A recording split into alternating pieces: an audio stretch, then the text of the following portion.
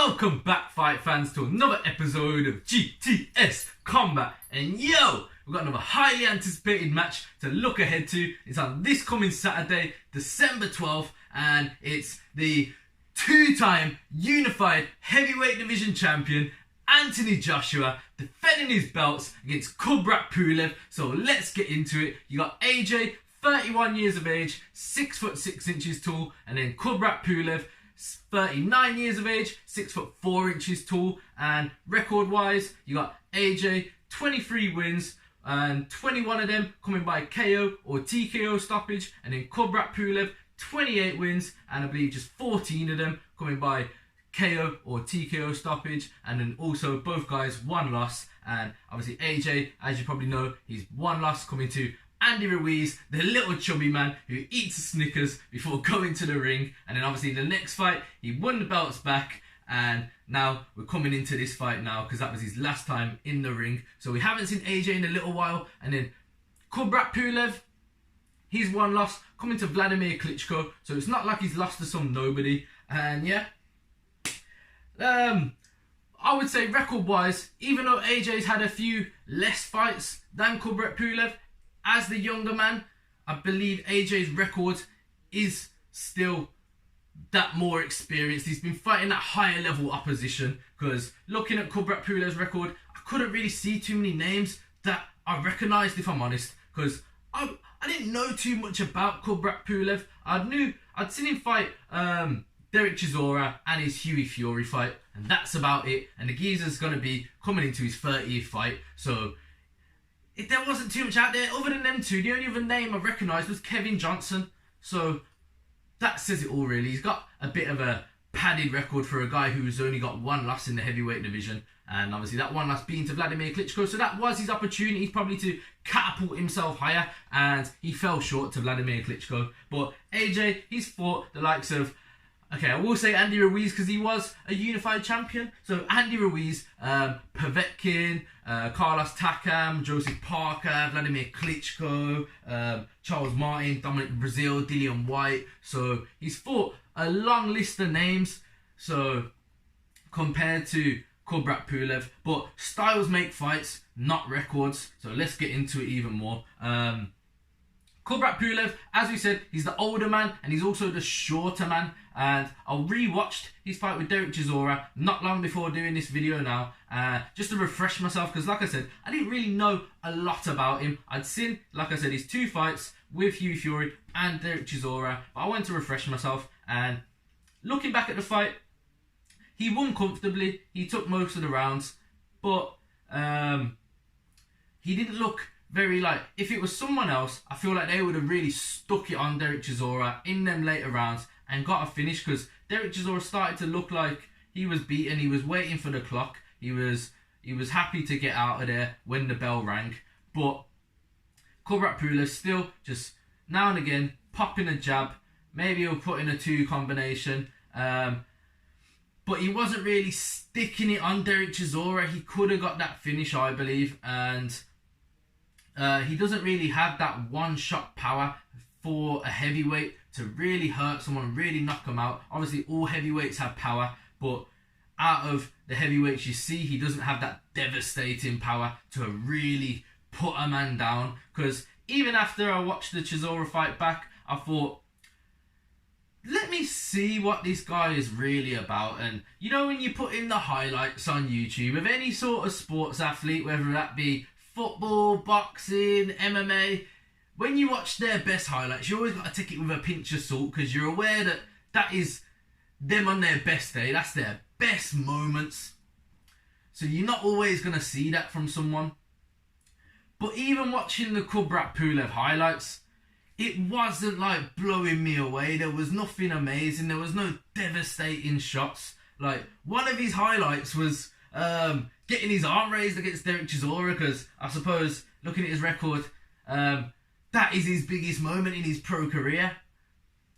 That and fighting Vladimir Klitschko for an opportunity at the belts were probably his biggest moments of his career, pro-wise, because he's got quite a good decorated amateur career, so we will give him that. He's got he picked up a lot of belts, you know, bronze, silvers and golds in various different championships. But AJ's an Olympic gold medalist. So there we go. And so really and truly, what I'm getting to is he doesn't have that. I don't believe he's got that devastating power to really hurt AJ. And I know some of you may be thinking, but AJ sometimes does get hurt, and that is possible because it is a heavyweight fight. But when we saw AJ get hurt by Andy Ruiz, Andy Ruiz was really swinging for him. They were in a close, almost like fighting in a phone booth at that point. They were in real close to each other, and both men were just going for it. And Andy Ruiz ducked and came over the top, and he really clipped him. Obviously, it was behind the ear, as we know now. But what I'm saying is, Andy Ruiz was swinging wild. Kubrat Pulev doesn't really do that from what I've seen. He likes to just come in, pop his jab, quite neat, quite tidy. He's got good head movement, and yeah, sometimes he might throw like a little 2 or 3 piece combination, but never really anything like crazy or out there that would maybe catch AJ off guard. So I feel like he's going to be trying to just kind of point score, maybe outbox AJ, and if he hurts him, then he'll obviously take his opportunity. But I don't really see him hurting AJ that bad to get AJ out of there, unless something mad happens that we're not expecting, that I'm not expecting anyway. And I think AJ's got the ability and the skills and the technique to outbox Kubrat Pulev, if anything, probably really stick it on Kubrat Pulev at some point. So maybe get him out of there, because AJ is a big, powerful puncher. And he's a bigger man compared to Kubrat Pulev.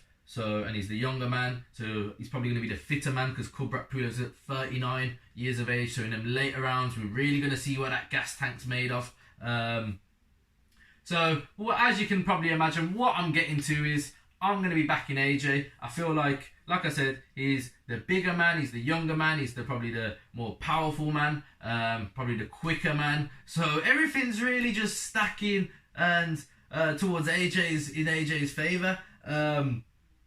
And also, he's got the motivation now to defend his belts again, put that Andy Ruiz saga behind him. That whole crazy 2 fights that he had with Andy Ruiz, the big upset, and then the pressure of going to get his belts back. He wants to put all of that behind him, get Kubrat Pulev out of the way, get a nice win under his belt. Like I said, put that chapter behind him, and then move on to the big mega fight with Tyson Fury, the Gypsy King, in 2021. Apparently, AJ's agreed a deal in principle, a 2-fight deal with Tyson Fury. So, I believe that in principle would be as long as he gets past Kubrat Pulev, surely.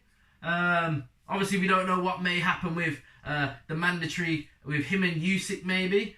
There's talk of him giving up that 1 belt and Usyk fighting Joe Joyce for that. So there's a lot of moving parts, the politics in boxing. It's all over the place. This is why I mainly follow the UFC. But with boxing, you've always got to watch the big ones. They put on these big fights, and we've always got to tune in. So December 12th, you can bet your money I'll be tuning in to Anthony Joshua against Kubrat Pulev, and then hopefully we can get that mega fight with Tyson Fury, the Battle of Britain. But my prediction, official prediction, will be Anthony Joshua to get a finish, to get a stoppage. I think the old 39-year-old Kubrat Pulev, I know he had povetkin around them ages that he fought, but I just feel like he's going to get it done. He's going to stick it on him. That power's going to come in and hurt Kubrat Pulev in the probably around 7, 8, 9. I feel like AJ's really going to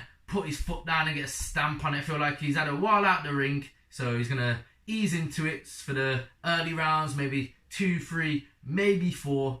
4 might be where it starts to turn.